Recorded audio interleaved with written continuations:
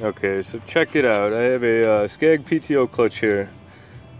461074, I believe is the model number on it. People say you can't change the bearings. Well, I got a bad bearing.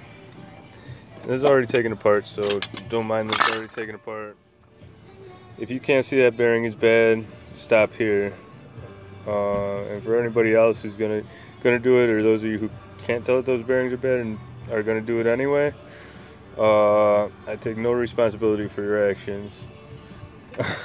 You're not supposed to do this. I just chose to because it's cheaper. So don't do this. I thought that was part of the bearing initially. It's not.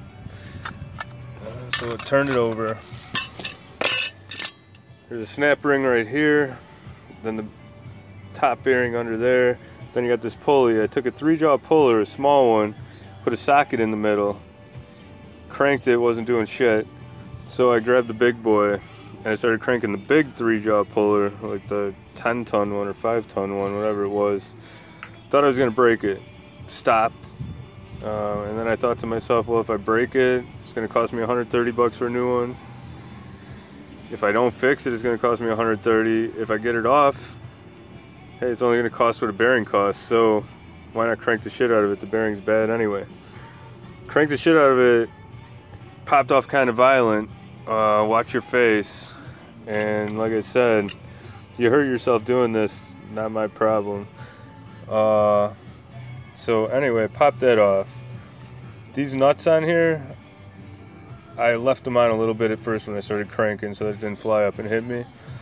I counted the turns on the way out. There were 12 turns to get them out.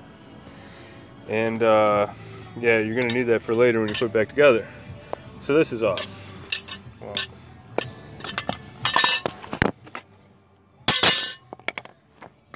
so then I was left with this.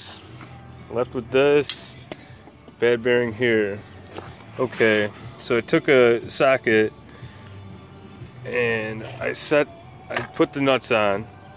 I put it on bricks just to hold that, and there's a little bit of room underneath with it up there.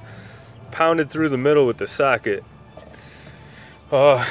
Essentially you want just the middle shaft to pop through. Well, my bearing stuck to it, and there was a snap ring under here that connects in there.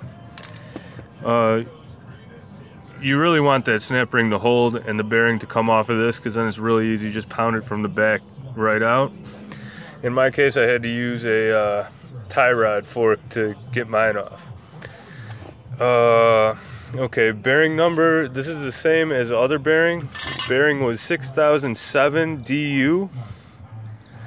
I cross-referenced it at AutoZone. It came up to 107 DD, so that's the bearing you're gonna want, 107 DD. Yeah, I mean, mine works. It's perfect size, and good luck to all you that want to go ahead and try to do this. I'm gonna go ahead and get my mower running now. Good luck.